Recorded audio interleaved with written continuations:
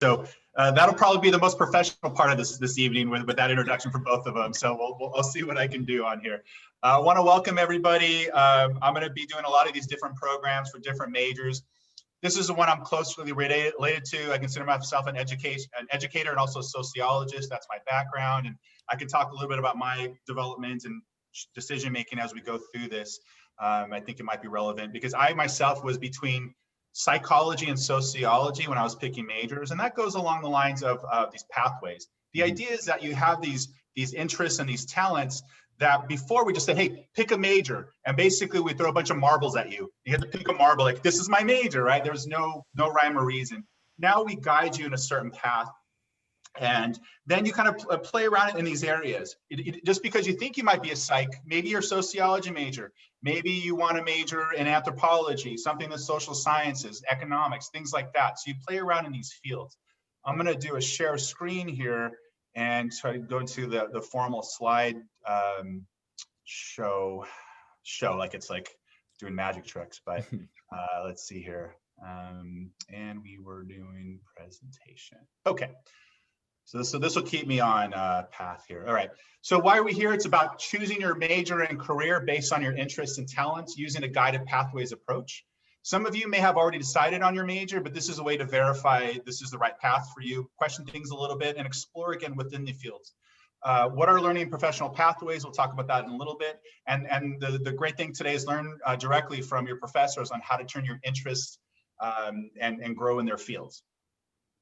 The main thing I want to talk about is soar with your strengths and manage your weaknesses. That's really important. That was my training. I transferred from Rio Hondo College in Whittier, and I transferred to UCLA, and I was exposed to a lot of great educators there.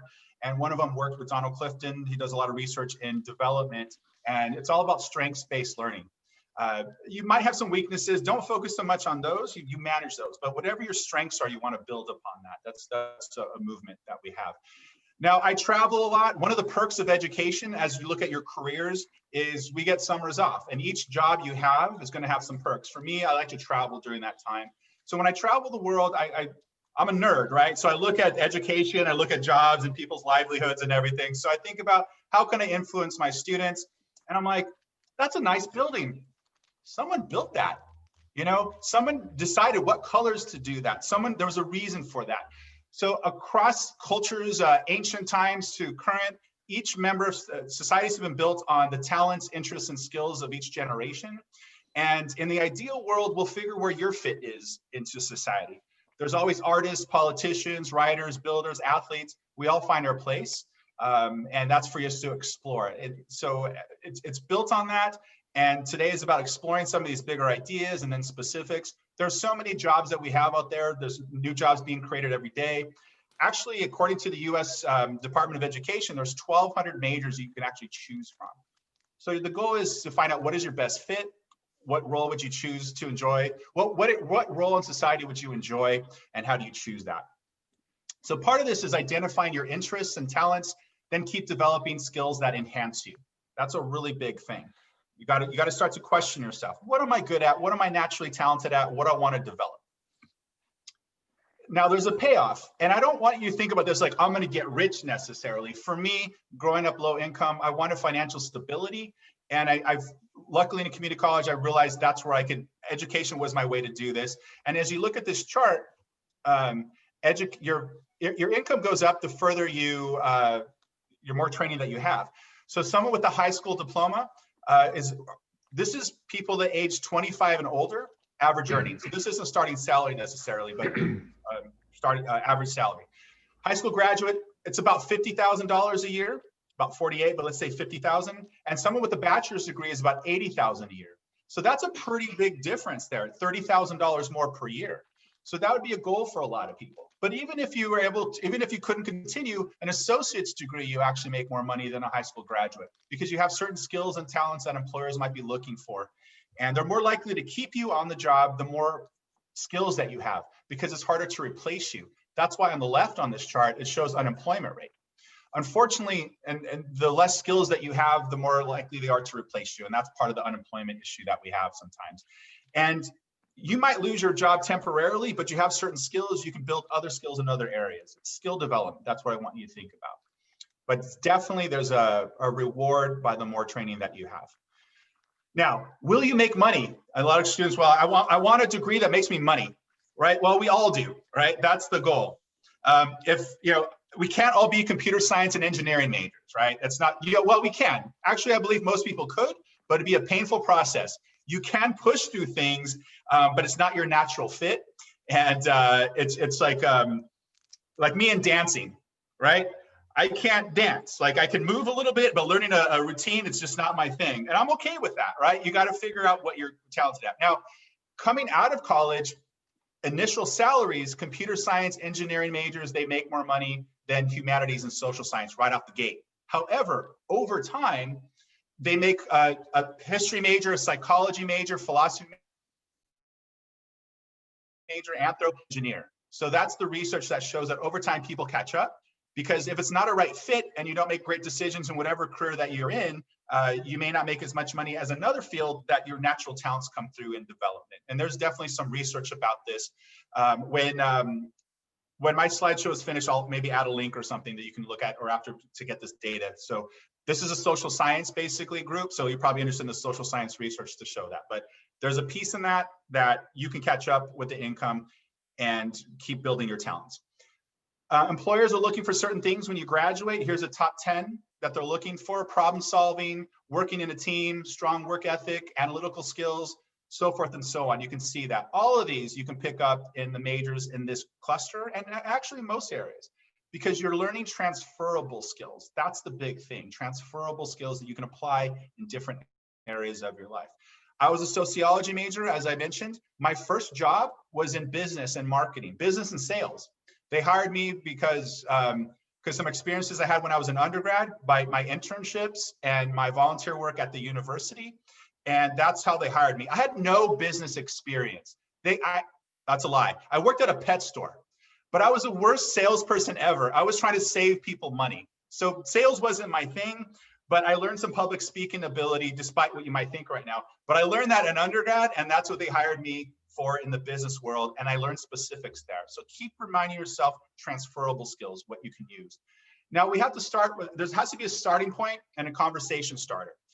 Holland codes are a great beginning. There's multiple intelligence theory that has some challenges in the psych research, but I'll talk about that in a second, how we can use this as, again, a conversation starter. I'm going quickly, I know. Holland codes. So the idea is that we can group people up by their interests. And John Holland created these different categories called the Holland codes. Now, some of this you just read, you kind of identify which one you are, which code do you think identifies you.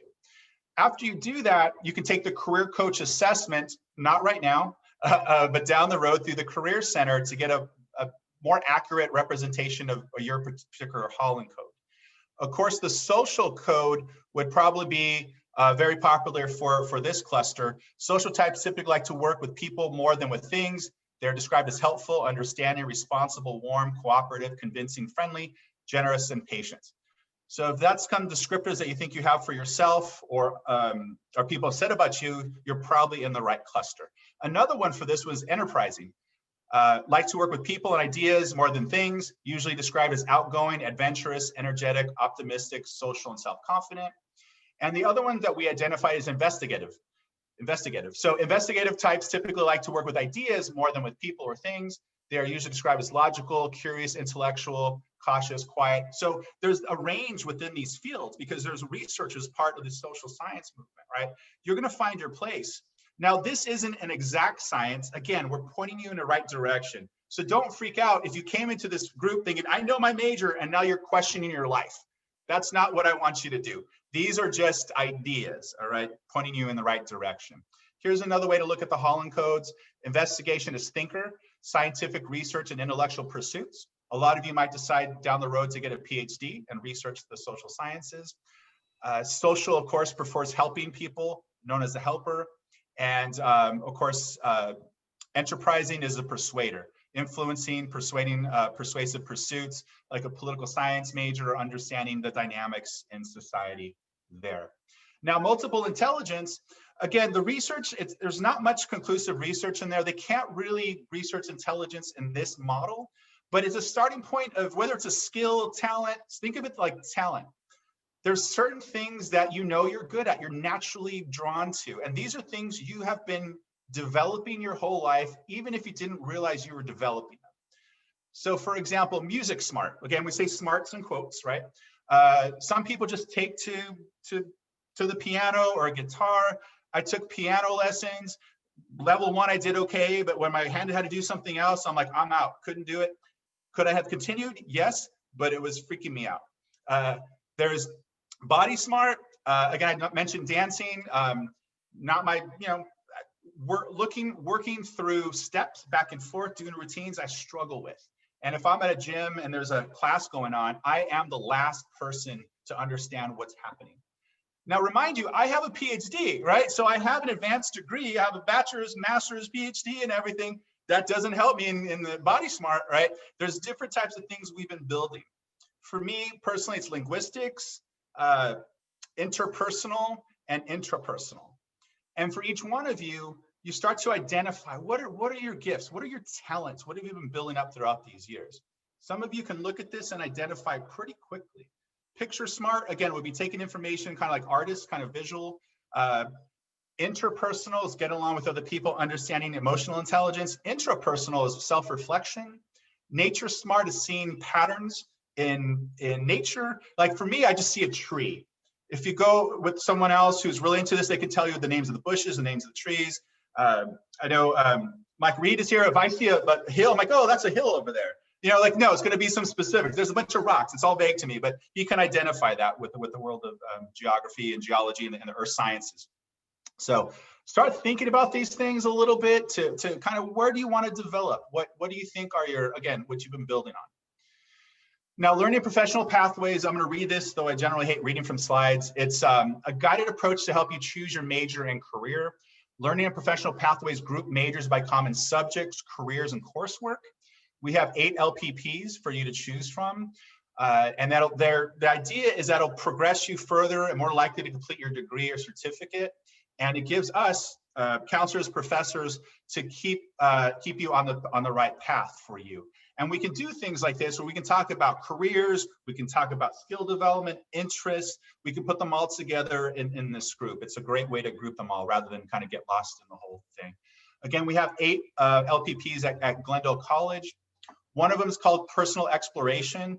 That's for people who are undecided about their major. They're not really sure of what to focus on. All the rest are hopefully pretty intuitive.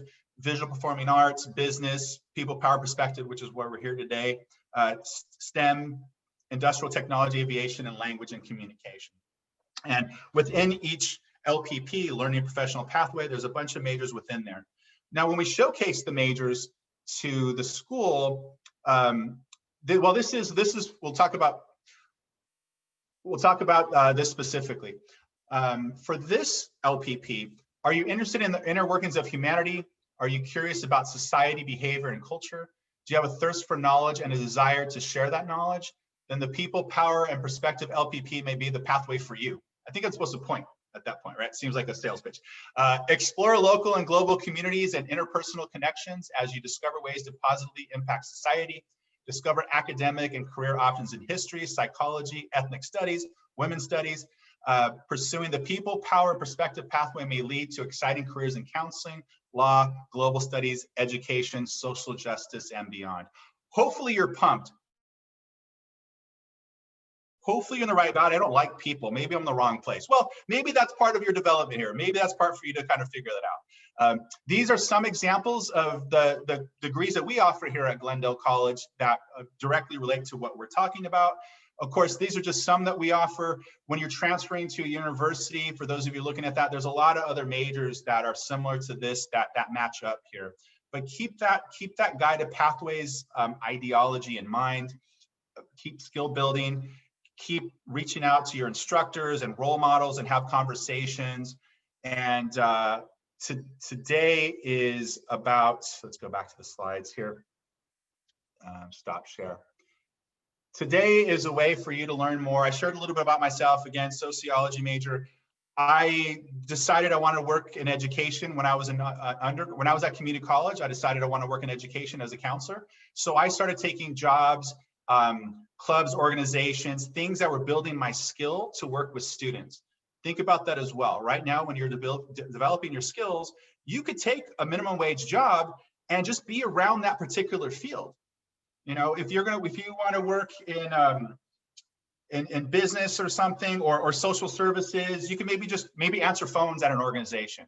Just get around it, get around that field that you wanted. So whether a formal internship, a part-time job, ideally, yes, sociology, one of the best, no biases, right? But yeah, so develop these things throughout the years. Each year you develop it, the stronger you're gonna be.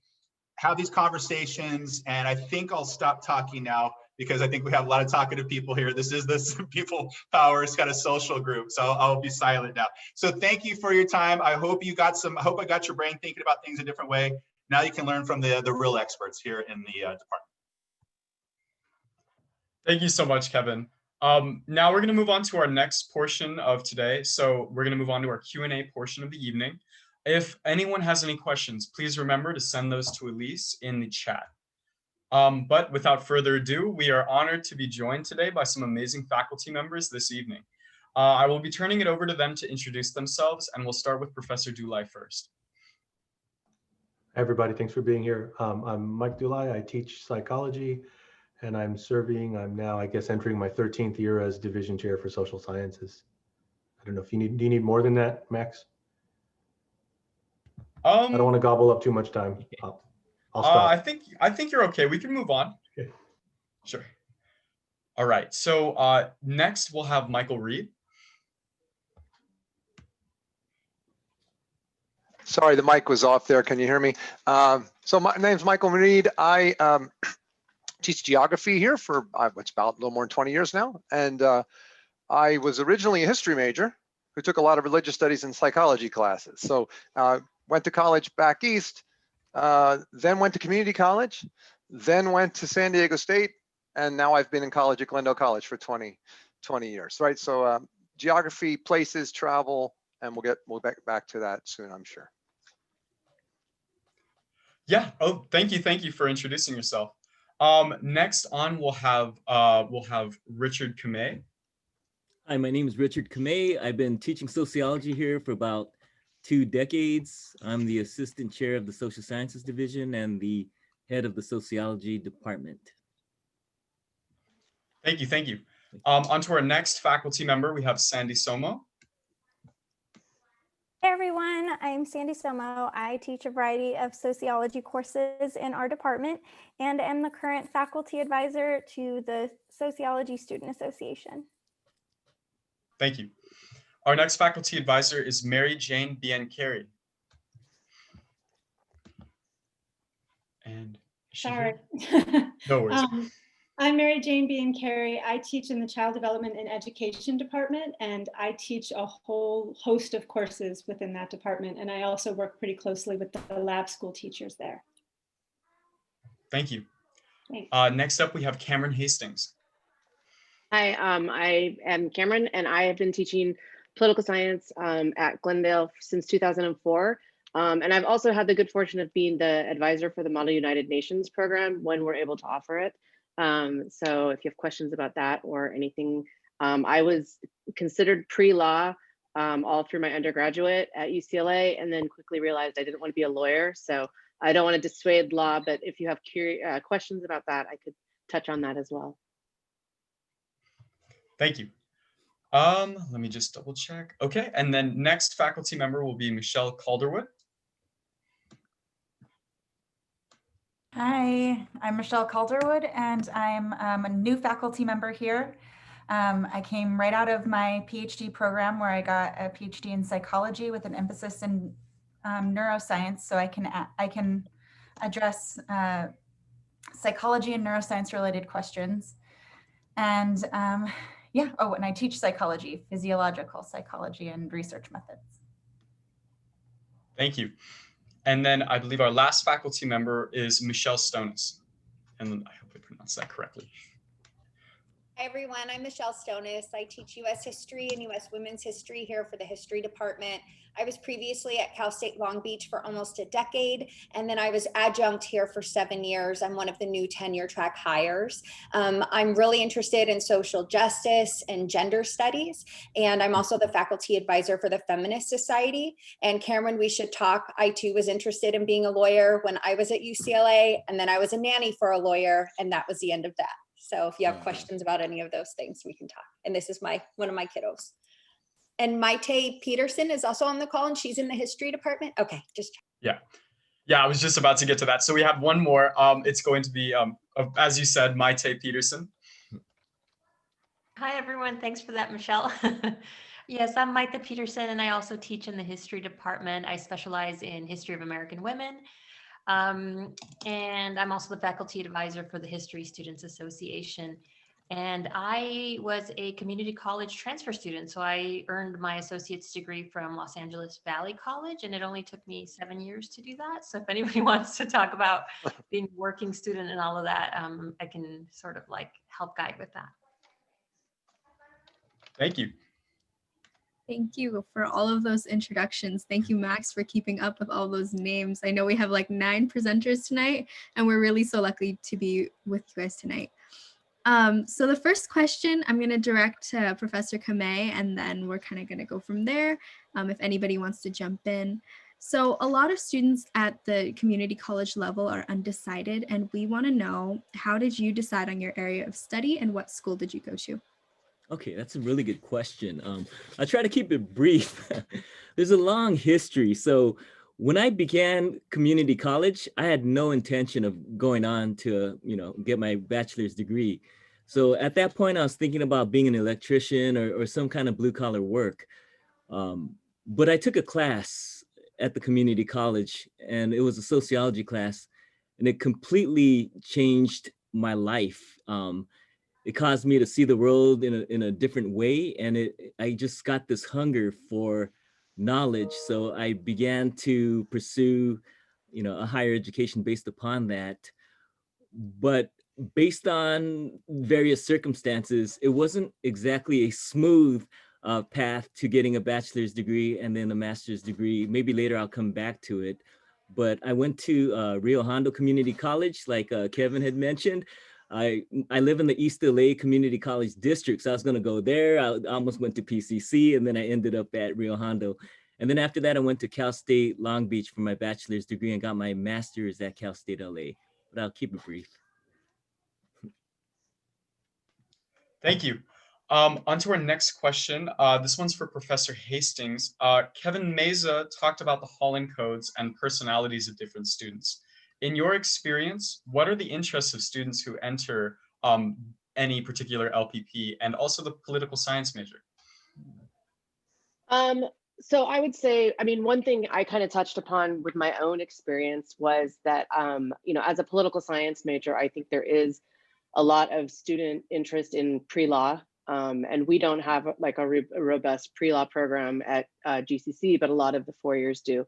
So I think a lot of students that go into political science, a larger portion of them than other fields is thinking pre-law. And the thing that's really interesting about this, and I found it for myself as well, is that we tend to think of lawyers as really extroverted people, but if you look at those psychology tests, like for instance, I'm an INTJ, I'm an introvert. And so what's interesting is actually lawyers and educators often tend to be introverts, and they can kind of control their classroom. And so that's kind of something that's interesting. So I would say that kind of that predisposition to want to not necessarily say argue, but find the idea of argumentation compelling. Obviously, there's a degree of public speaking that's important if you're pre-law or if you're thinking of that.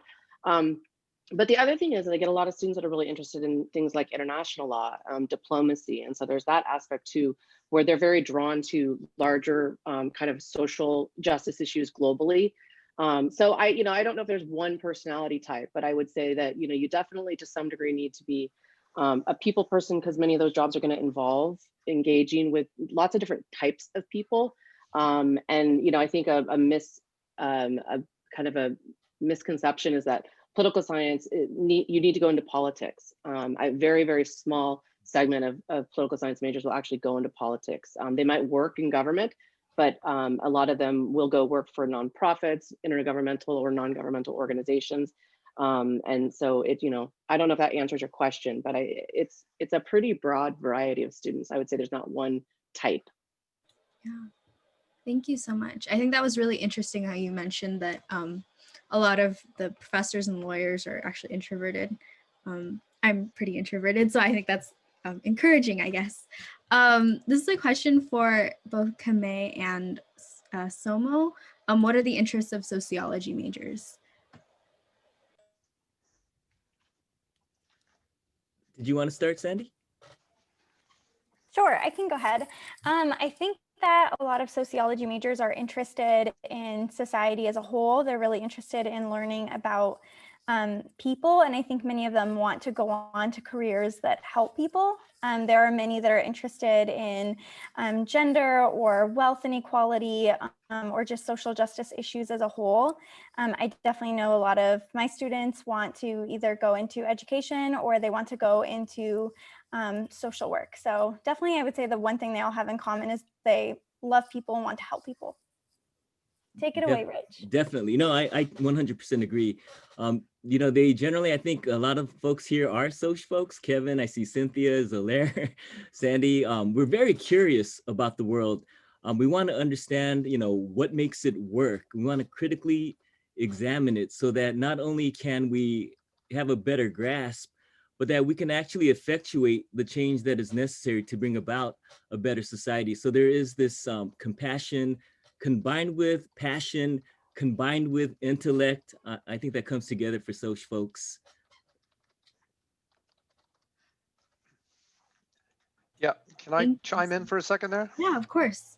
Yeah, the one thing I think we should say, one of the great things about this idea of learning pathways is that there's so much overlap among all these fields that if you, narrowing it down too much sometimes misses the point. So I mean, in my own educational background, I took psychology classes, political science classes, history classes, religious studies classes, and only later found geography, and then found a way to think about all of those issues within geography. And I think that's not all that uncommon, right? In fact, my undergraduate major's in American history, but I teach everything from physical geography to California geography and environmental studies.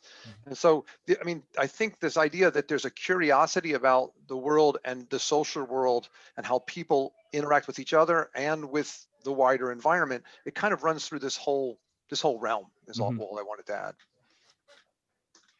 Can I jump in there too? I'd like to say and not to say anything about any of the other pathways, but this pathway, the social pathways, has the most presenters. This is the one that everyone was signing up to get to. So that kind of says kind of what the interests are so it was kind of funny on that. And then in terms of the natural talents and gifts, the intrapersonal, interpersonal, and linguistics, those are kind of things that I think students in these areas do well. I mean, again, mathematically, you can do well in this field too. There's statisticians that combine social sciences. But again, just keep thinking about these things, how it overlaps. And Michael Reed was talking about that. You can overlap in other areas too and mix and match. It's you, the individual, right? That transcends the groupings. And I didn't, I'm trying to keep my comments to a minimum, but I think that if I could step back, and then I'm going to pick on myself as an example to look at the broader, to what Kevin was saying about the different kinds of people that go into the field. I know for myself, life didn't treat me too kindly when I was a young man, so I actually gave up on public school in 10th grade.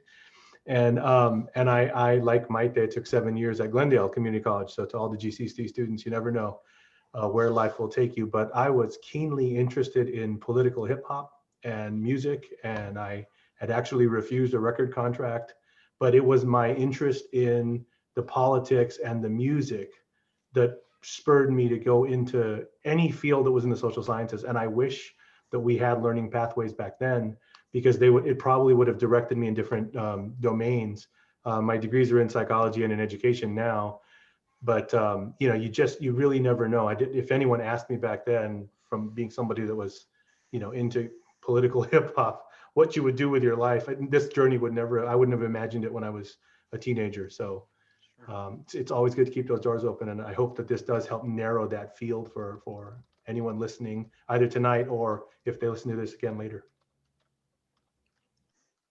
Thank you so much. And for everybody that joined late, this is actually being recorded as well. So we're not recording any of the other faces, just the speakers. But we wanted to let you know that this will be a resource on the ASGCC YouTube as well.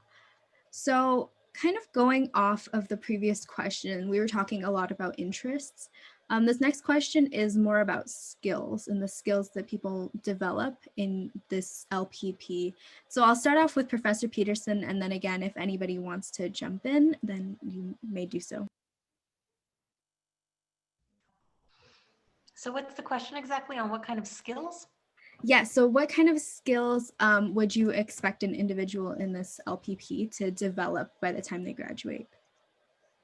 Well, communication skills is really important. So going back to the interpersonal, and we're talking already a little bit about, I think we're people, people, right? So I think communication is something that is developed, research skills.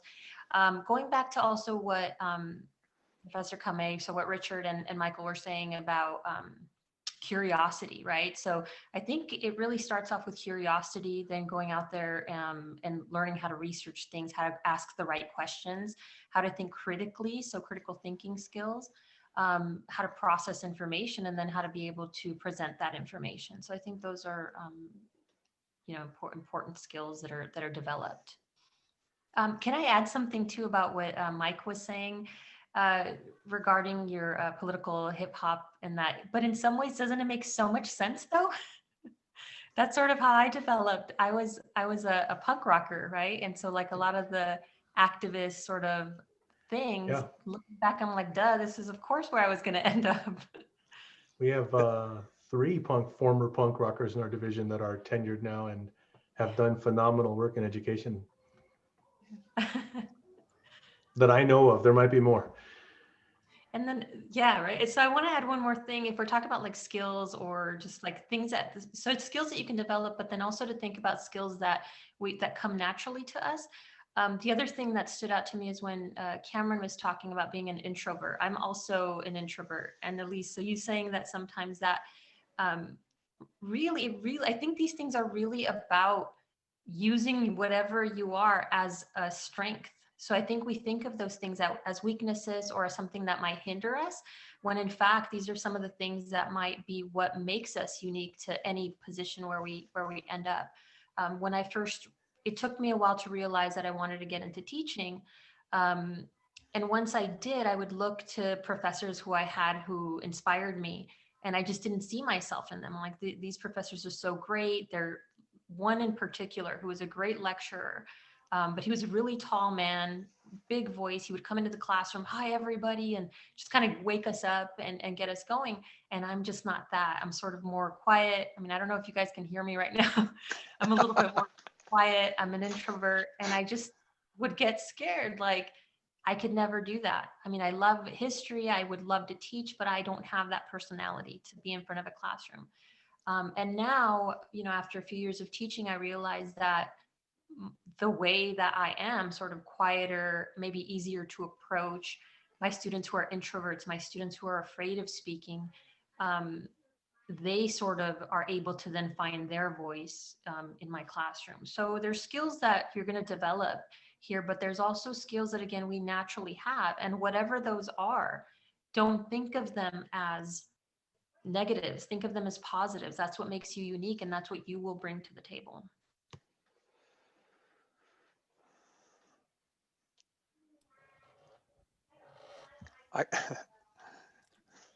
Can I add to the question about skills?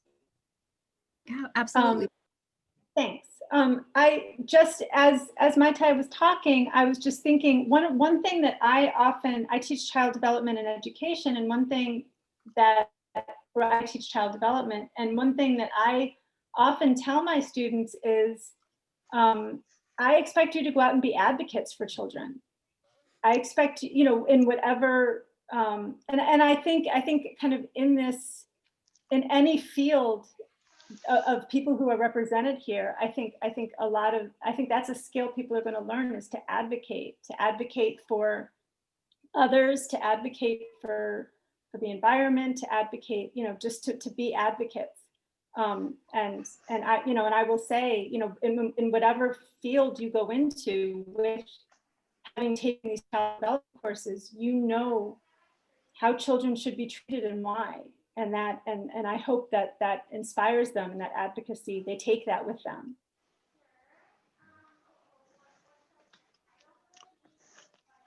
Can I add something? So I think another very important aspect of a lot of our disciplines is teaching empathy, right? Being aware of our own assumptions, understanding where the other party is coming from, because in the future, we're going to have to, of course, work in teams, understand organizations, bureaucracies, institutions, the changes that are occurring.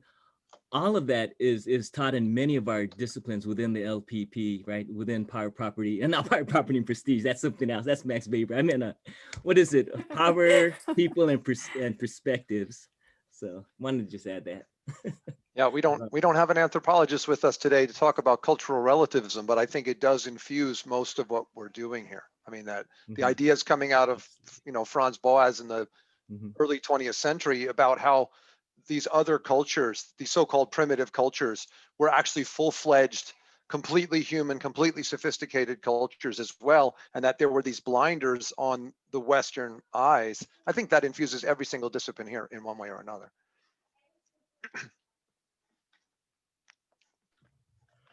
Well, again, thank you, faculty, for talking about that. I think that these are going to be essential skills that everyone should know when moving forward.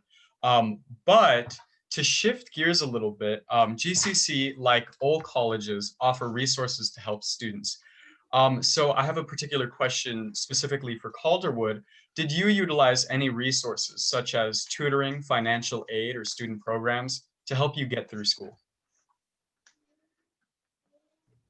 I did utilize programs, at least once I got to, so I did my undergrad at Cal State San Marcos. I'm also a transfer student, so I went to Mount Sinaceno College before transferring to Cal State San Marcos, where I feel like I got really lucky. There were a lot of great programs there. There's a program called the RISE program, where they recruited students who wanted to be researchers. And well, I ended up in education. Those people are still my mentors. So you want to look for those programs that are going to reach out to you and help you build your network, and also scholarships. And you want to practice applying to them. So even if you think you might not make it, it's good to try, right? That definitely increases your chances to try to apply to these scholarships, right? And then the more you do it, the better you'll get at it. And the more people you talk to who have won those scholarships, the more likely it is that you are going to be able to learn how to be active in those programs and get that resource for yourself. And so that's all important. Michelle, can you elaborate on what RISE is, so that, yeah. So I love it. I love the idea of it. Yeah, so RISE is, oh gosh, I can't remember exactly what it stands for, Research Incentive. But it is definitely an organization that reaches out to first generation college students.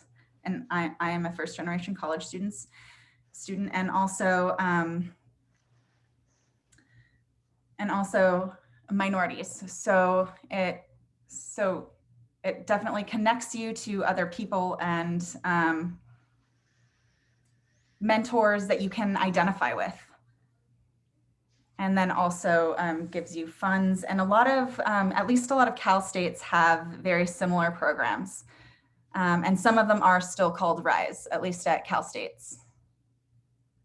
That's fantastic. Thank you for sharing that. I think at GCC specifically, like I don't know if we have a program that's specifically like that, but just through joining clubs and organizations, I've personally found a lot of really great mentors, and I know Max can say the same.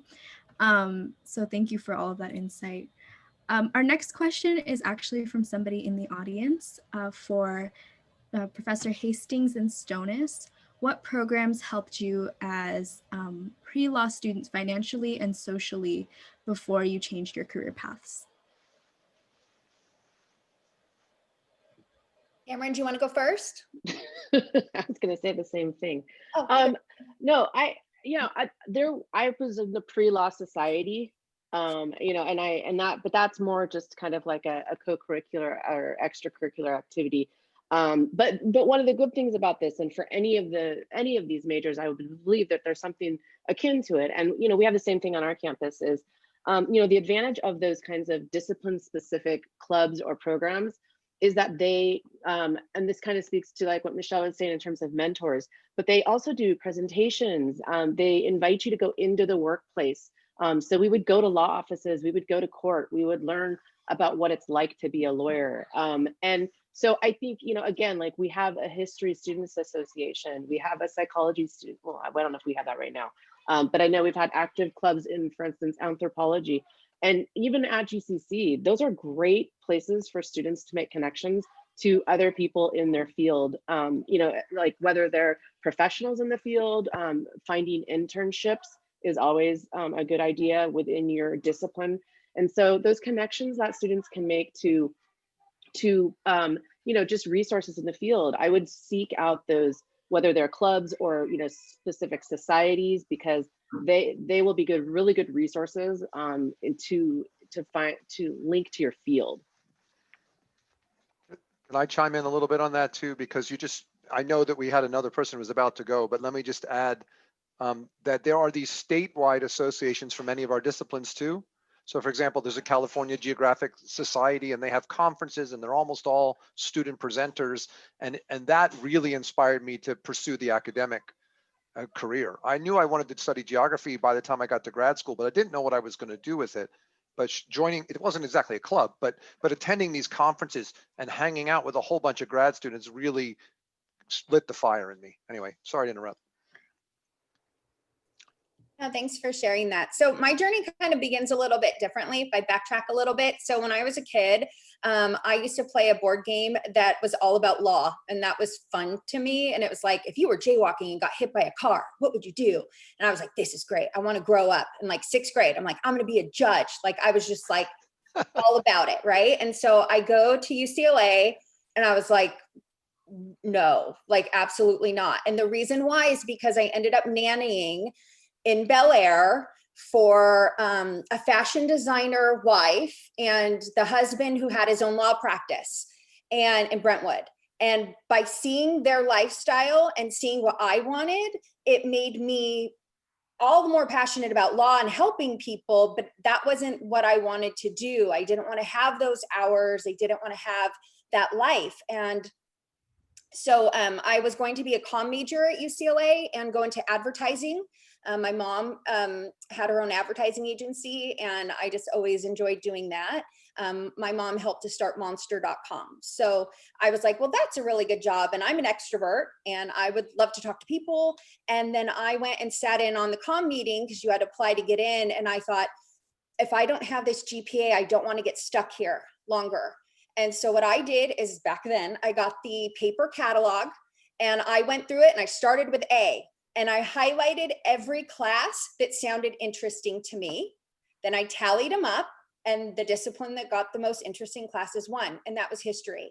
And I think what I would say to you, if you're trying to grapple with what you should do, kind of to what Maite was saying earlier, is there's a deep calling in you. There's something that you were created to do. Not that you can't have a growth mindset, because you're going to have to do things that you may not like to do in your job or that are hard for you, but there's something that makes you so happy and that would be such a gift to the world if you did it. And that's what you're trying to find.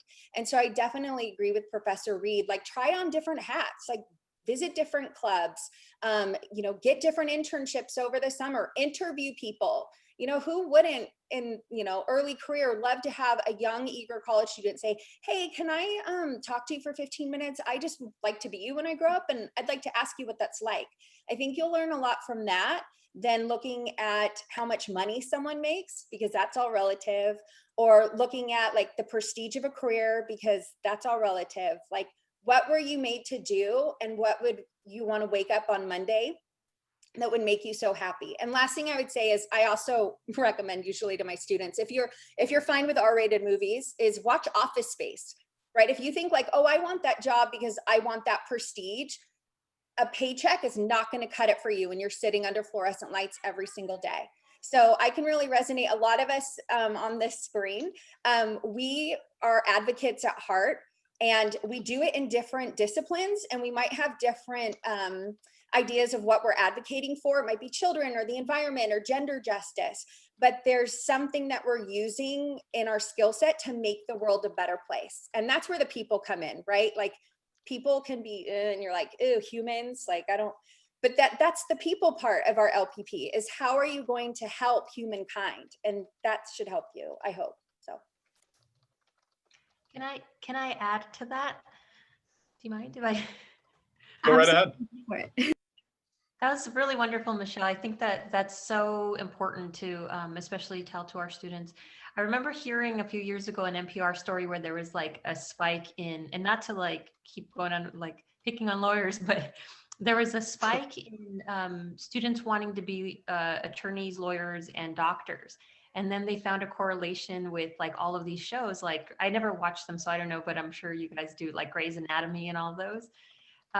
Or like an older one, Ally McBeal. And I think that like oftentimes we might have a misconception of what we think these careers are like. Like, you think lawyer, you think fancy car, fancy suit, you know, nice shoes, and that kind of lifestyle. But you don't really think about like crying in the library when you just like are done reading and you just can't go on anymore, right? So I want to just kind of second what Michelle is saying, in that you really have to look within and see what makes you happy. And I think one of the things I really like about these pathways is that it sort of allows you to take one step at a time, right? Coming out of high school, it was traditionally, it's like, what do you want to do when you grow up? How are you expected to know, you know, at that age, what you want to do with you when you grow up? And I think sometimes people choose the career. Oftentimes it's tied to how much money you're going to make, not really thinking of what the lifestyle really is like. And you know, as Kevin was saying early on in his presentation, there's one thing about having financial stability, which is obviously very important, something that I think everybody needs and wants. But you get to a point where it's not just about the money, because you can be making a lot of money, you can have the fancy clothes, the house, and the cars, but at what cost? Do you even have time to enjoy those things? And when you're thinking about how much time you're spending on your career, like I work all the time, and it's one of those things of like, I can't believe that this is what I get paid for, because I like being a student, and I like being helping people. I like learning from people.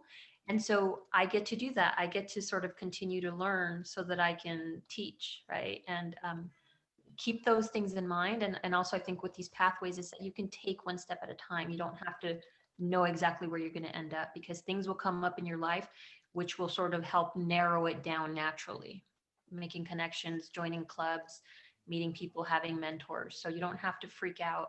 And I think just one more thing, another thing is, I think when you think you pinpointed that career and you're going to take that path to get to that career, when you don't do well in that class that you needed, or when your GPA drops a little, or when you didn't get into that one program, you feel like your life's going to fall apart now.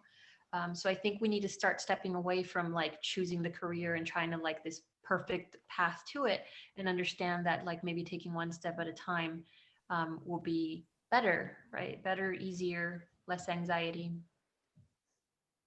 That's my 2 cents. Max, I just really quickly wanted to address something, because I feel like the fact that Michelle and I both said we were pre-law and then bailed on it made law seem bad. And I'm glad she put it in the chat, because as Maite was talking about the cars, not everything, I'm going, no, that's not the case. Like, and I have students all the time that say, I want to go into like immigration law, or I want to do human rights law.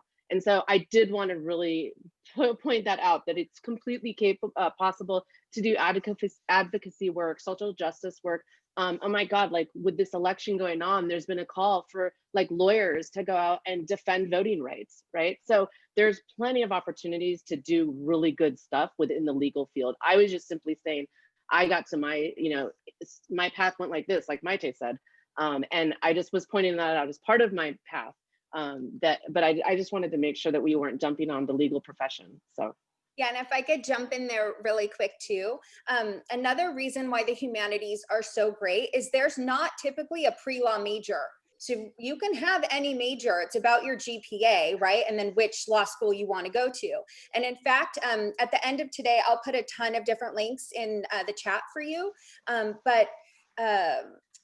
For example, if you want to go into medicine, there's a really big push that you have a humanities degree. Well, why would that be? Because you can be really smart at medicine and have horrible bedside and no empathy and not be able to explain anything in layperson's terms. So just last night, the Feminist Society sponsored an immigration attorney from LA to share all about immigration law and about the Dreamers and AB 540. And so, yeah, I'm not trying to dissuade you from being a lawyer.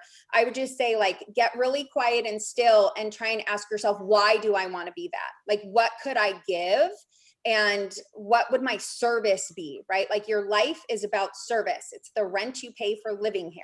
So how would you be giving back, right? Because I don't know many 6-year-olds who are like, I want to be a corporate attorney and do music record contracts, like, what did you want to be when you were young before you knew how much money or prestige came with that? And then try and find someone to ask, because when I saw the lifestyle that came with that job, that wasn't a choice that I wanted to make. It might be the right choice for you. You might have been that nanny in the house and been like, this looks great. Where do I sign up? Just remember, it's not about asking everyone else too. It's about getting all this wisdom and advice and then getting really quiet with yourself of like, what would make you feel whole at the end of the day? Because you're the one that's going to have to take all those classes and stay up late reading all those books, right? And so you should enjoy it and be curious about it. Thanks, Cameron, for pointing that out. We need lawyers, definitely. Yeah, just not the ones doing those NDAs. So not. Really quickly, I'd just like to thank all of the faculty for speaking on this. I know as a student, my pathway has been very crazy. I've switched around a little bit. I was originally astrophysics. Now I'm in poli-sci. Shout out to Professor Hastings. But I can't stress enough that I wish I had known about these like LPP services, because I think that they would have been fantastic. Because I agree, college, it shouldn't be a linear path. It should be an experience where you kind of you get to experiment and learn what you like. But anyway, in the sake of time, we'll move on to our next general question. This is going to be initially directed towards Peterson. The question is, what habits should students develop in order to be successful in their area of study?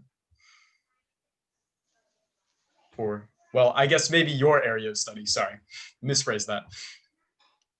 What habits? Probably habits that I need to improve on myself. Time. So what kind of habit, I'm sorry, what kind of habits they need to succeed in history specifically? Yes. Okay. So yeah, I think it's like, what all students I think should know. It's like time management, good study habits.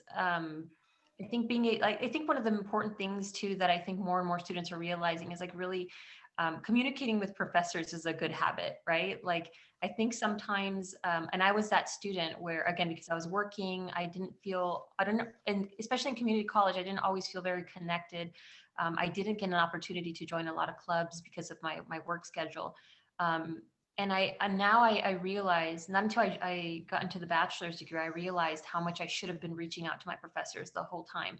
Anytime if I had an issue or if I had a question or if I needed additional help, I should have been reaching out. So I think that's one of the main habits. But definitely like time management, organization, and that sort of thing. However, I also want to advocate for those who are procrastinators and for those who sort of like work well under pressure. Again, I think I spent so much time when I was at the community college, sort of like just focusing on everything that I was not good at and wondering how I was ever going to be able to finish school. that it just like I wasted my time just thinking about that stuff. If I didn't, I had like, for example, if I had an assignment and I knew like I should get started early, I should start the research now. And if, again, just because of life, I wasn't able to, and I had one day to get it done or the night of, I sometimes wanted to just give up instead of realizing, okay, this is what I have to do. And it wasn't until later that I realized, I guess this is just who I am and this is how I work. So I'm going to make it work for me. So that's just another sort of reminder of, again, like, I think we should all always try to improve ourselves, but there are certain things that you just got to do it the way that you do. Once I transferred and so it took me 7 years to finish the community college. Once I transferred, it took me less time to get the bachelor's and the master's. So, and I think a big part of it was that once I got the associates, I was like, oh, I can do this.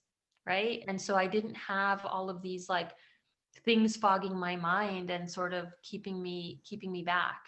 And I was able to sort of finish, and my GPA, spiked my GPA. I finished really, really fast. So I don't know. I think that just the traditional sort of habits, but also like work with what you can work with. Can I add something briefly? Absolutely. What Mighty and a number of others were saying, is that I think part of what they're saying is, for some of us, learning what we want to do is a process of figuring out what we don't want to do. And so for me, a lot of, the habits I had as an undergraduate, I can't tell you, don't do like I did, that's for sure, right? So, I could sit here and preach about how you shouldn't do what I did, but that seems to me a little bit absurd. For me, I had to get out into a career that I dreamed would be the right thing, to become the big businessman, and realize I hated it and start over. I had to just come back and to, as Michelle was saying, the things I really loved as a little boy. So, why is this place different than that place? And why do the rich people get to travel all over the world and I have to be at work all day long? And how do I make this world that I happen to be born into work for me, instead of complaining about it all the time? And I've heard other faculty say that too, trying to find the things you love and make them part of your career. And then the only other thing I wanted to add is, you're also listening to a bunch of academics who've decided to be academics. And our fields are not, most people who go into our fields do not become academics. That's just a narrow part of what we're doing. So I like that Michelle, shared links of the kind of things you could do with a history degree. And I'll do the same with geography, because there's a wide range of things you can do with this initial curiosity about this realm of the world, or what have you. Enough said. Yeah, let me jump in there. Yeah, Michelle said, yeah, we're a bunch of nerds, and that's a great, if you're not interested in becoming a nerd to our level, what you're seeing is people who found the right fit. And I can say, because I know everybody, all the presenters, they love their jobs, they love what we do. It's a good fit for us. So you can learn that process that we went through to get to where you want to go to. That's another way to kind of look at this too. Elise, can I jump in there real quick too? Because I think almost I'm the opposite with my undergrad, is I was such a nerd and like just cared about the GPA. And looking back, I think one of a better study skill would be is emotional health, right? Of like not watching your grade all the time. There are very few careers, unless you're going to pre-law, pre-med, or going to become an academic and it has to go on your CV for the rest of your life. Your GPA will not matter. It will not follow you, right? No one's going to ask you how long it took to get out of school, right? So you are a human being having a human experience, going to school to get the skills you need to get the job you love, study hard, right? Form study groups, but also go to the extracurricular events, make friends. Those are going to be your network later. And I missed out on a lot of that. I could have saw Sarah Bareilles. She played at Spring Sing, but I didn't go. So then I had to pay money later when she got all famous. So don't be like me. And, if I could, one last maybe point for this question, I am certain that at least 5 of us that are on this panel were not nerds as community college students, and I kind of going back to the skill, right? I think that what, despite the lack of nerddom, the skill was not being afraid to learn from a mistake. I think that when I was very young, I started to lean into my mistakes, so that if I got a D, and I just said this to a student yesterday, right? I've learned more from the classes in which I got D's and C's in than the classes that I earned A's. they made me work harder, and they made me hungrier. And when you're in that position, and when you're to the point, maybe, I don't know the students that are in here, I wish I knew all of you better, but when I was living on my own when I was 15 and a half, and when you have to work and try to claw for everything, school doesn't get to be an option.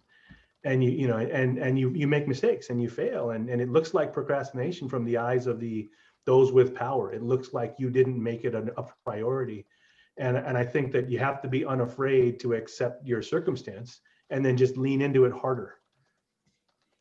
I'd have to slightly disagree with you, Mike. I think you always were that nerd. It was in there. And I mean that as a compliment. In our world, as a compliment, because it was the same for me. Particularly Richard Kamei talked about we had challenging backgrounds. It was there, we just didn't know it, and the environment wasn't necessarily supportive of that. Not against it, but just had so many things. But over time, our inner nerdness, or whatever we're calling it for this, it was kind of funny, but kind of true. It started to emerge. I didn't realize how much I loved school until my second year of community college. That's where I blossomed. I started to do homework. I saw my opportunities that, low income, first generation, all that stuff. But I'm like, hey, I have shelter, I have food, a little bit, and I can actually study a little bit. And that allowed that space to do that. I think, because if you ever take this class with Mike or Richard or a lot of us, you can hear those stories, that emerging nerd. And I think that's our job, to have these students emerge in their inner, whatever it might be, artist, academic, creative, whatever that might be. Mm-hmm. Can I add something real quick too? Those are all going to be strengths though, right? These experiences that Kevin and Mike are talking about, the struggles that we went through, the having to work, as Maite pointed out, while going to college. When I was working on my graduate degree, I was working 50 hours a week. And so these all become strengths if you allow them to be. So don't ever give up, please. Thank you so much. And I guess this next question is kind of for our emerging nerds, as Kevin called them. When you guys were all in those situations where school wasn't exactly your focus, how did you stay motivated? Because I think in terms of COVID right now, a lot of students are feeling really unmotivated.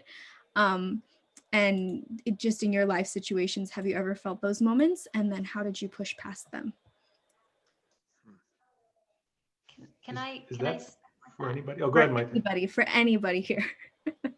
I think Michael Reed Mike kind of touched on this a little bit earlier, where it's you realize what you don't want to do.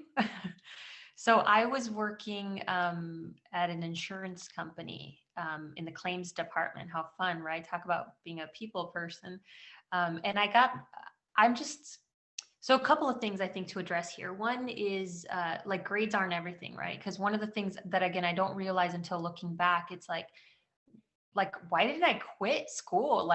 Year 3, year 4, year 5, year 6, you know what I mean? Getting a D here, a C there. Why didn't I quit? So it wasn't about just grades aren't everything, and grades can't tell the skill or the talent or the strengths or the heart that a person has.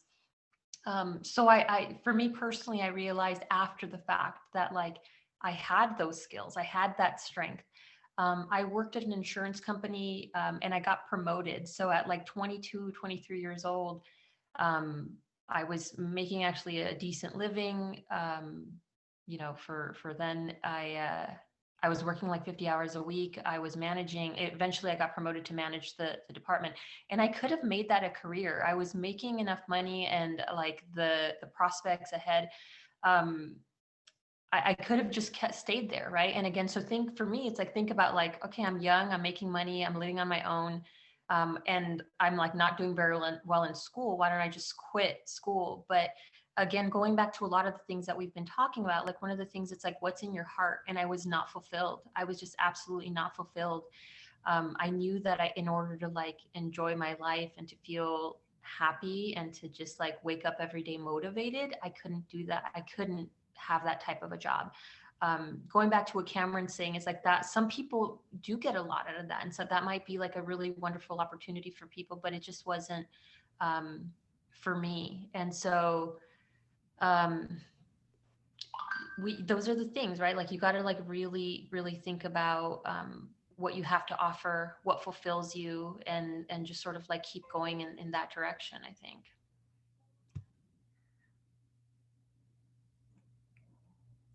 Can I want to tie this, I was just thinking, you asked about COVID, and I think that hopefully we all offer some insight to the students about that, because it certainly is a different kind of challenge right now for all the students in here to go through what you're going through. I think everyone, all of us faculty that are here tonight, we've experienced our share of challenges. That's absolutely right. But we didn't have a year where we had, another civil rights movement, a really bizarre presidential election, and then the denial of being able to interact with other people in person, right? So, it was easy enough for me to go and get coffee with one of my professors and sit and talk, and I could stay connected. And I try to tell my students now that, I think if you're able to embrace the fact that you really are living in history, you're creating a historical moment right now. That in a way it creates its own spark, its own motivation. If that obviously maybe seems too big initially, but if you can get through this, I think it's phenomenal, right? The more day to day, and maybe I don't want to make them seem mundane, but other tools that you could use is, you could go and the student government has been terrific about offering events for students to attend to try to stay engaged. During those events, you might see an instructor who they say something and you want to talk with them. I'd privately message them and say, hey, when are your office hours? Can we talk? That might keep you engaged. I'm a big believer in writing every day, not something I did when I started college, but certainly when I got serious about school, I made it a point to write 500 words a day. And it didn't matter. I have one journal where I wrote about a chair at a patio at a coffee shop at Cal State LA for, I think, 7 days in a row. I was just writing about a table and a chair, but I was forcing myself. And, I don't know if this is true for anybody in here, but sometimes when you force yourself to do something you don't like, right, and you just repeat it, eventually you start to realize that you got a rhythm and you like it.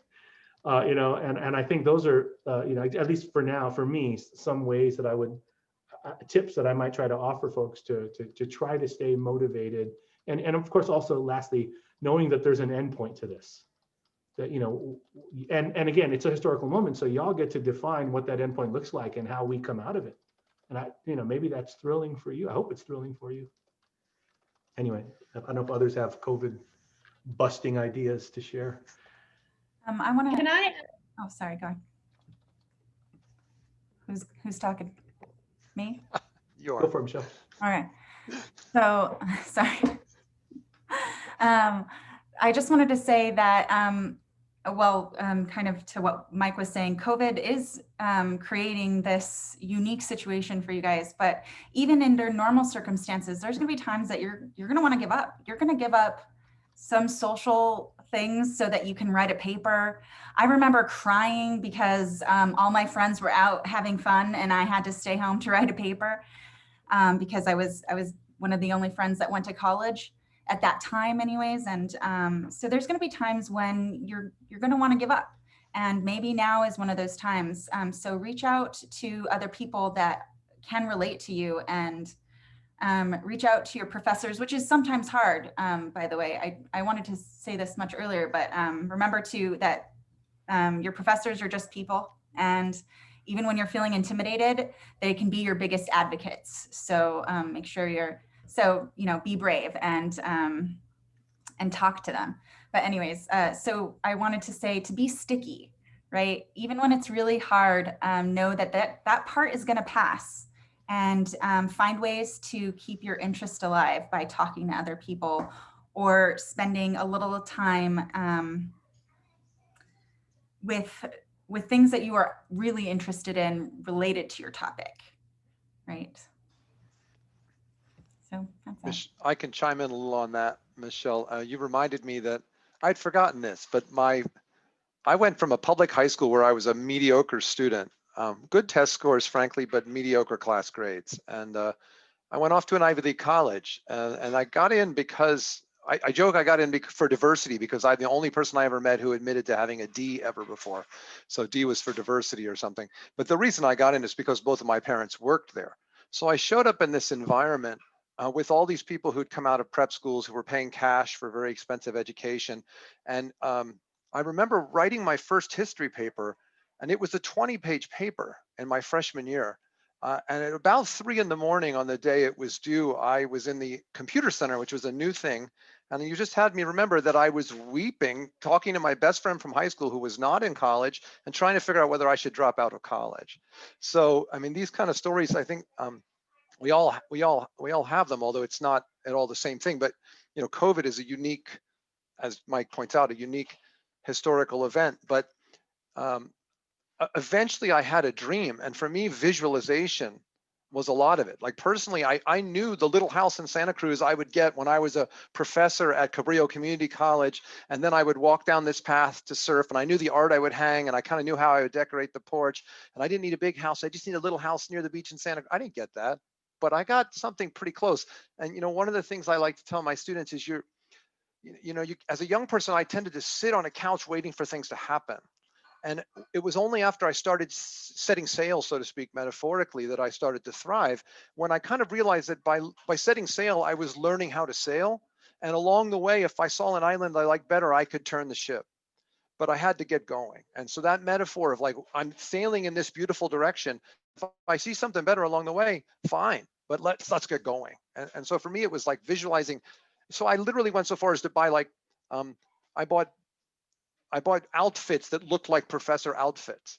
I started hanging out in cafes and reading literature. I just started playing the role, and it helped.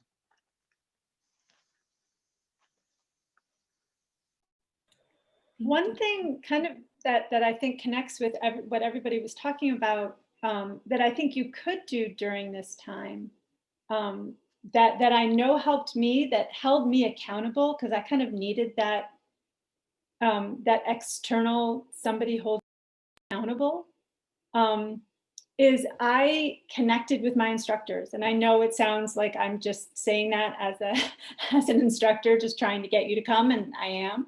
But I know once I sat and was kind of eyeball to eyeball with my professors, and then I felt like they had a personal stake in me. I felt an obligation to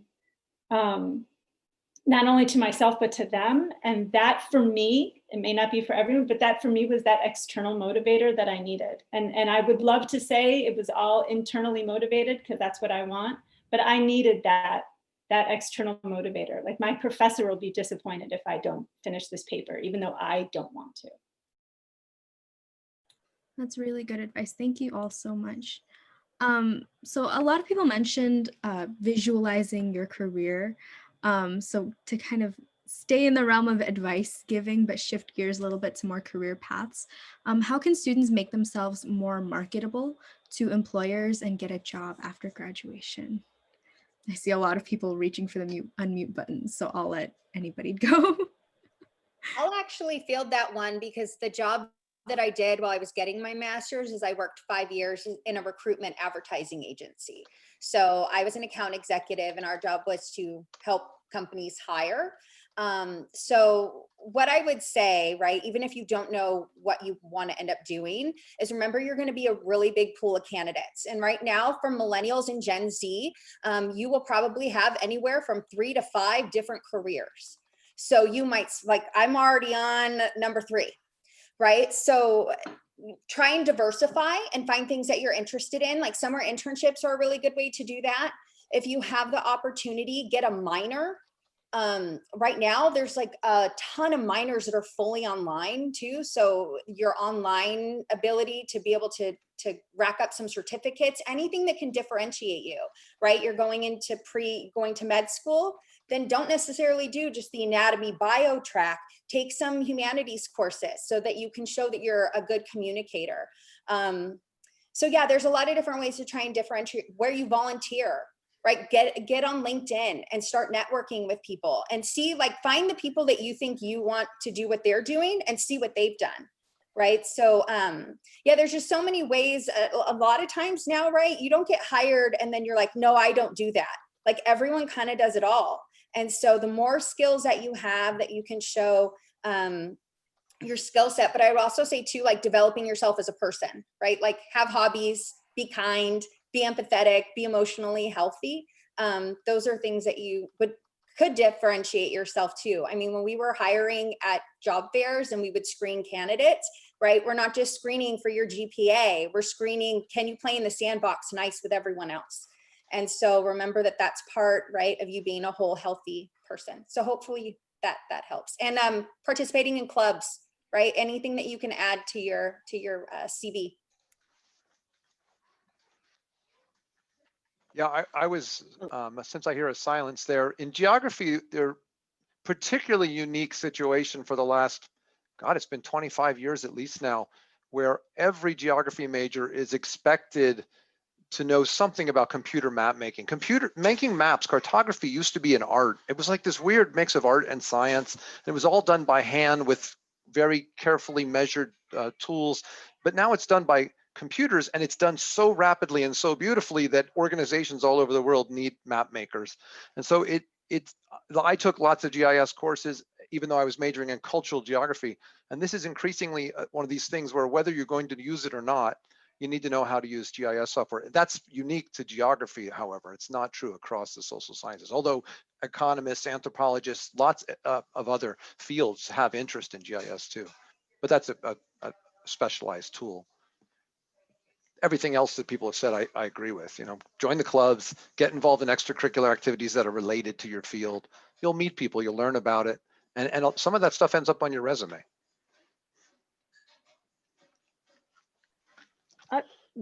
I was just going to say something, and maybe this is just a little bit more, big picture. But when students come into my office to talk about, what can I do with a political science degree? What should I, what are my opportunities? Where do I need to go? I almost always find myself saying the same thing, which is that when doors open, go through them. And I think that a lot of times we get apprehensive or scared about taking risks. And you go to do an internship, and then you meet somebody and they offer you a part-time job, or they say, well, I know somebody, here where you're transferring. And so I think, and also, not being afraid to move someplace for a little while, right? If you decide when you transfer that I'm scared to leave LA, it's 2 years. If you transfer and you hate it, you can come back. Kevin always tells my students, you can go someplace like Santa Barbara where it's far enough your parents can't show up, but you can come home to visit, right? But, when you're thinking about your future and you're thinking about jobs, you don't know where things are going to take you, and you don't know what opportunities are going to become available to you. And it's really important that you open yourself up to taking advantage of those opportunities and not being afraid, because the worst case scenario is you hate it and you stop and you try something different. And so for me, I always say that, like, go through those doors. Don't be afraid to go places. Don't be afraid to take offers and opportunities, because worst case scenario is you shut it down and you go do something else. And so I think so many times we are very apprehensive. I was the same way. I was scared to try new things, to meet new people, but take advantage of opportunities and network, because that provides you with lots of, you don't know where it's going to take you, but don't be afraid to go. Thank you, everybody, for that fantastic advice. Now, really quickly, so we are running out of time, but for our final question, and this question is directed towards any of our panelists, looking back on your educational career, is there anything that you would have changed? And additionally, is there any final advice that you have for students? And again, this is for anyone.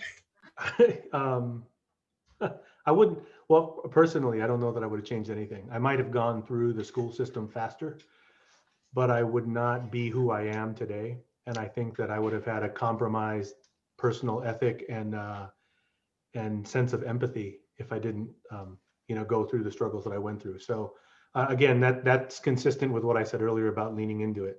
That if you know it's a challenge, then just make that door open and walk right through it, as Cameron just said. I mean, maybe that's the wrong door metaphor, but yeah, I wouldn't change anything, and I'd listen to the next folks as I mute my microphone. I agree with you, Mike. I even though I definitely made mistakes, and at some point you're probably going to fail at something, and that hurts. But I think that ultimately the only thing I did to get my PhD was not give up. Honestly. We build upon our trials and tribulations to get to this point. I think what we do, particularly as instructors here, part of me said, I wish I would have told myself, be a little more confident. You're smarter than you think. You have more potential. But because I was so insecure and felt out of place, imposter syndrome, it makes me understand my students more effectively now. I'm a better educator because I stay close to that world, and that helps us. So I think most of us take these things and use it in our profession here. So real quick, let me share a little story with you. When I got into the master's program at Cal State Long Beach, I was so excited to be there, and I wrote my first paper and I was like, yeah, I nailed this. Like, I'm a good writer. And my professor, who I really admired, said that I need to come to office hours. And she said, so do you have major problems with American history? And right then my heart sunk, and I was like, she found me out, imposter syndrome. Like, I thought I was smart, I'm not supposed to be here. And I just, luckily didn't, yeah, my team knows where it's going. I didn't say anything. I was like, no. And she goes, oh, here, and grabs a book out of her book bag called Major Problems in American History and gave it to me, right? And I think what I would change in my own trajectory is I love the career path I was on, and every experience, every yes becomes a yes for something else. So, right, it's butterfly effect. If you change one thing, it would change a lot. But looking back, I should have told myself I was smart enough to do the things that I wanted to do, and that someone was going to get that position, right? Someone's going to get accepted into that really elite college. Why not you? It can be you. So just find out what tools you have to put in your tool bag, right? It might be hard. You might feel discouraged, right? Fake it till you make it, but build your network, and it can be you. There's no reason why it can't. And I think a really hard part of college is the cultural capital, right? Everyone around you knows what to do, or your parents were academics, or they have degrees. And it's okay if you don't have that either. There are so many great resources. We have them at GCC, right? Like, go to the health center and get some free therapy if you're struggling with anxiety and it's affecting your test scores, right? You know, join a club and start making friends if you need study groups, right? Go into your professor's office hours and say, I don't understand this. I'm doing the reading, but I don't understand. You know, so you have to advocate for yourself, but also know that you're worth it, and you can do it if you want to. You touch. Can I? Go ahead. Sorry.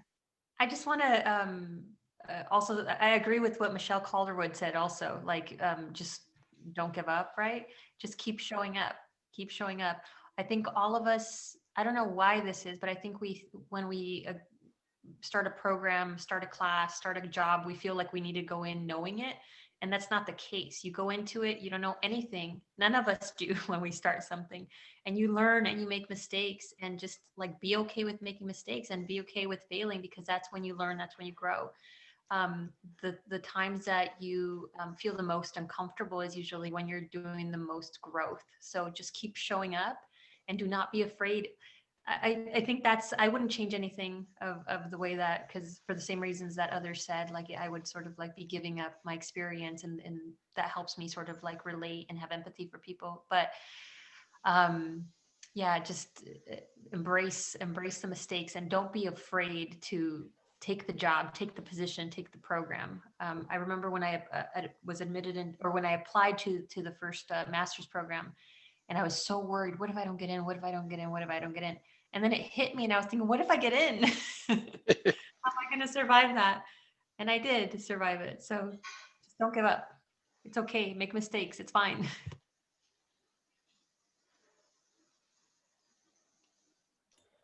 Well, thank you so much, everybody. That is all the time that we have for today. If you have any questions that we didn't get to answer during this workshop session, please feel free to email me, and I will direct it to whoever you want to ask. And my email is in the chat.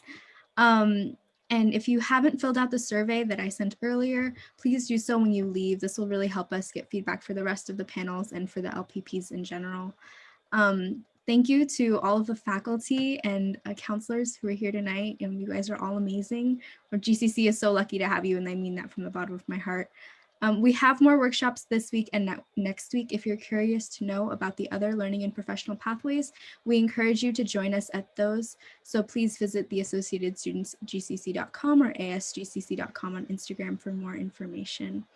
I wish you all a very healthy and safe holiday season. So with that, we're gonna end this workshop. Thank you guys. Thank you. See everybody.